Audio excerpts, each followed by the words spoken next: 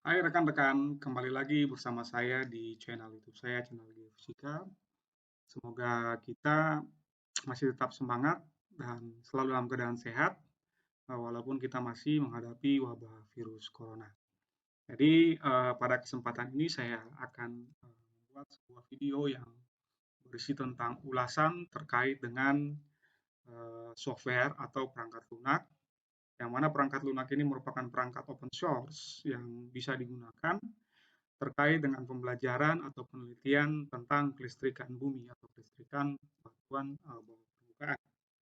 Jadi ini merupakan perangkat lunak yang baru yang dikembangkan dengan papernya baru keluar tahun 2020. Tetapi setelah saya lihat secara singkat atau secara cepat bahwa perangkat lunak ini kemungkinan sangat bermanfaat untuk pembelajaran di kelas terkait dengan mata kuliah yang berhubungan dengan kelistrikan batuan ataupun terkait dengan pengolahan datanya, yaitu bagaimana kita mengolah data yang kita ambil di lapangan terkait dengan metode geolistrik untuk diolah menggunakan perangkat lunak.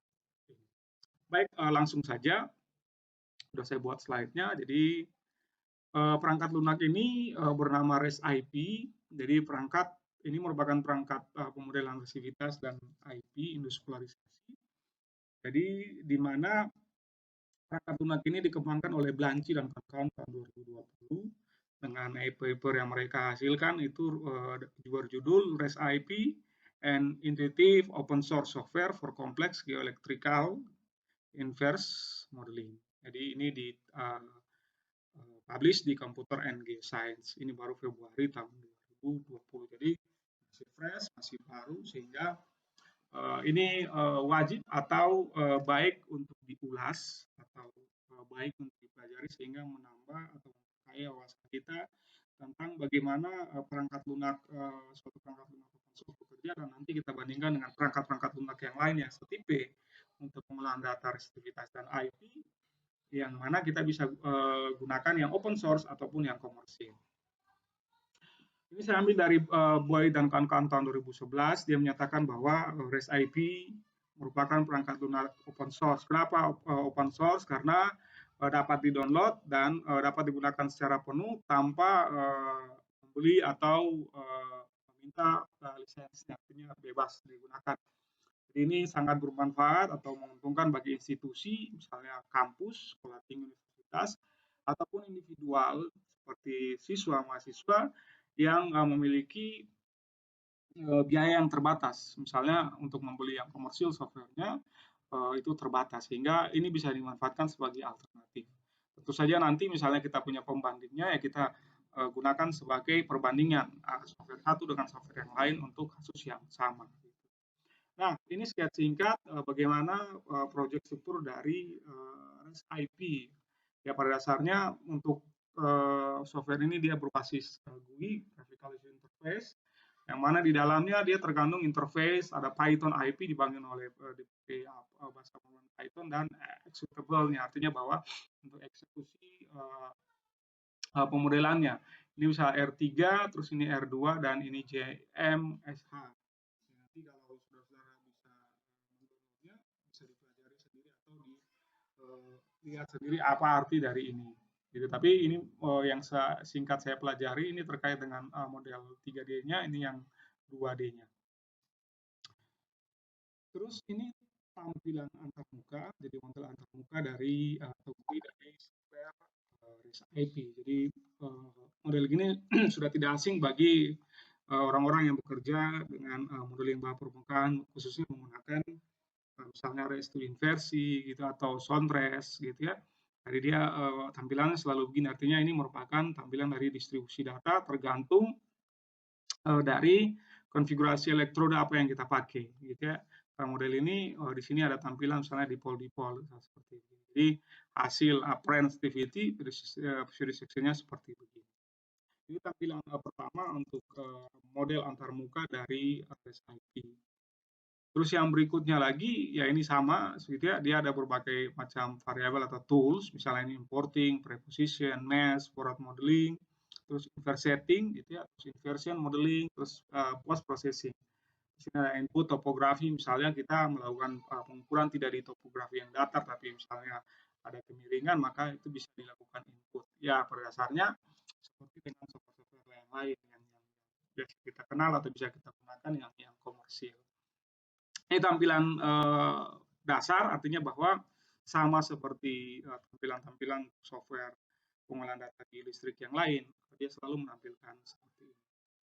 Jadi ini kasus importing data, jadi dia bisa menggunakan atau membaca data misalnya dari kasus untuk bukan bangunan dari software ini, tapi misalnya membaca data yang kita bangun, misalnya dari konfigurasi WNR di REST to Inverse, dia bisa membaca di REST IP, sehingga itu bisa langsung diproses. Nah, terus error juga ada menampilkan error. Jadi setiap modeling itu pasti menghasilkan error. Jadi kita mengharapkan error yang dihasilkan dari suatu proses modeling itu kecil, gitu ya.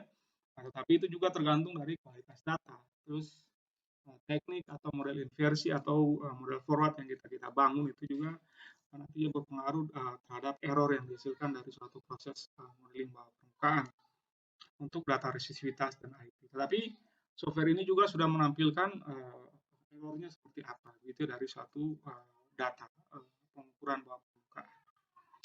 Terus ini yang penting, kita membangun, jadi nanti penampangnya atau modelnya kita bangun, kita grid dalam bentuk apa.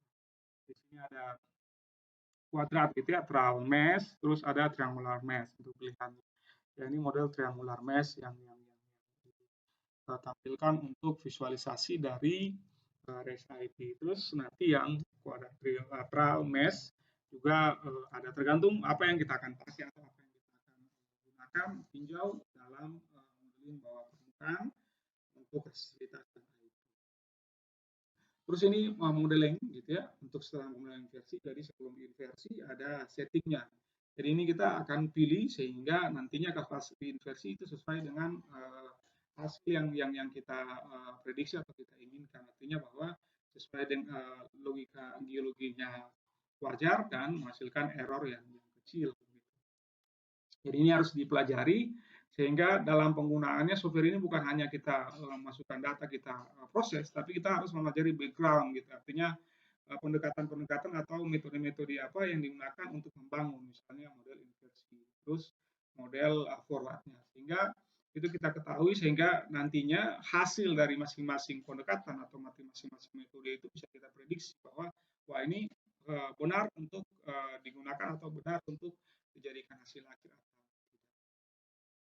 Nah ini hasil gitu ya, hasil dari proses inversi gitu ya. Nanti dia di sini menampilkan prosesnya, terus waktu prosesnya juga akan ditampilkan, iterasi gitu juga akan ditampilkan sehingga semua informasi tentang proses inversi yang dilakukan itu diketahui oleh atau bisa dilihat pada tampilan GUI dari REST IP. Terus yang berikutnya lagi terkait dengan tampilan, ini seperti tampilan. Jadi di sini ada pilihan, ada resistivity untuk clock, gitu, ada resistivity untuk ohmmeter, terus ada sensitivity dan juga ada conductivity. Jadi yang menarik ada conductivity, artinya bahwa kita di samping mengetahui resistitivitasnya, kita juga bisa mengetahui conductivitasnya. Artinya hubungan berbanding terbalik antara resistitivitas dan conductivitas kita bisa ketahui apabila kita mencoba menggunakan software ini. Nah, ini saya coba mengambil informasi tentang aplikasi software Rectify, artinya yang telah digunakan oleh Boyd dan kawan-kawan tahun 2019, di mana mereka telah menggunakan untuk membangun suatu model 3 dimensi, itu menggunakan REST-API dan Open Source Vertical Interface for Geoelectrical Data Processing. Jadi mereka ada tampilan pengambilan data seperti ini, jadi dalam bentuk model lain gitu ya, bentangan-bentangan ini, misalnya ini ada 5 bentangan, nah, nanti hasilnya mereka proses sehingga menghasilkan seperti ini. Ya, ini saya baca sekilas tentang bidang gelincir, artinya longsor, gitu, landslide. Nah ini hasilnya nanti diambil dan ditampilkan atau didisplay dalam menggunakan program ParaView. Sehingga saya pikir program ini kualitasnya juga sangat baik nantinya misalnya kalau dicobakan atau digunakan untuk penelitian-penelitian terkait dengan geoelektrisitas, misalnya aktivitas dan IT. Gitu ya.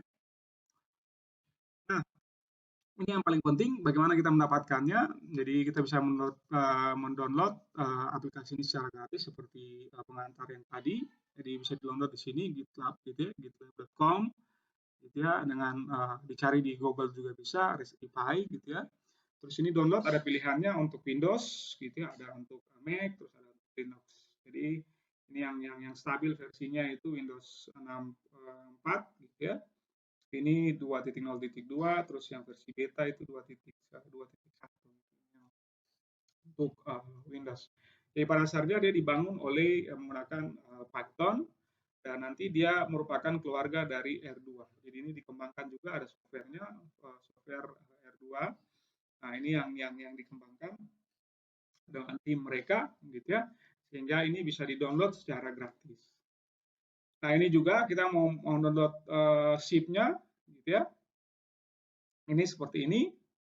Itu jadi bisa dapat keseluruhannya untuk Windows 64 bit, Mac terus dengan Linux gitu ya, sehingga sepaket gitu ya, mana yang kita akan perlu sesuai dengan komputer yang kita gunakan. Jadi bisa di-download secara gratis, jadi dan itu bisa diinstal dan nanti bisa dijalankan sesuai dengan kebutuhan. Baik, sekilas itu tentang perangkat lunak REST IP. Jadi ini saya baru coba juga beberapa hal atau mempelajari beberapa tools yang ada di dalamnya. Namun tidak ada salahnya saya pikir bahwa saya menyampaikan ulasan singkat ini sehingga rekan-rekan yang tertarik atau mahasiswa-mahasiswa yang tertarik dengan kajian kelistrikan batuan khususnya aktivitas dan IP bisa mendapatkannya, bisa mempelajarinya dan bisa mengembangkan, bisa mengaplikasikan sesuai dengan kebutuhan, sesuai dengan penelitian yang dilakukan. Yang berikut sekilas ini saya sudah buka. Jadi ini saya buka perangkatnya. Jadi ini REST IP. Jadi ini kita bisa lihat importing gitu ya. Kalau masih awal buka dia importing, kita harus importing ini semua masih off gitu ya. Nanti kita import datanya. Terus nanti protokolnya ini apa? Misalnya saya coba data REST to div gitu ya. Terus import data. Misalnya saya ambil data yang pernah saya kerjakan, misalnya gitu ya. Data yang pernah saya kerjakan menggunakan Soundrest gitu ya, misalnya ini. Nah, di loading. Jadi sudah bisa di loading atau dibaca itu menggunakan trace to the inverse. Artinya bahwa kita menggunakan format trace to the inverse untuk bagaimana menampilkan datanya di REST IP. Nah, ini untuk kontur gitu ya. Nah, ini bisa langsung misalnya kita mau coba mau inversi ya terserah gitu ya. Tetapi ini pada dasarnya nanti dirubah lagi ada proses-prosesnya udah hidup gitu prosesingnya, terus mesh-nya mau apa gitu ya, berarti terus desainnya terus tinggal mesh gitu atau import. Nanti inversi setting gitu ya. Terus proses processing. Jadi di sini saya tidak menampilkan proses sampai inversi, tapi saya hanya menampilkan sekedar saja bagaimana visualisasi REST API gitu ya versi 2.2.1 ini bisa jalan. Baik, semoga ini bermanfaat. Itu bisa di-share, dibagikan ke setiap orang yang tertarik. Dan terakhir jangan lupa like, subscribe, dan tekan tombol loncengnya sehingga nantinya kami bisa membuat video-video yang bisa lebih bermanfaat ke depannya. Terima kasih.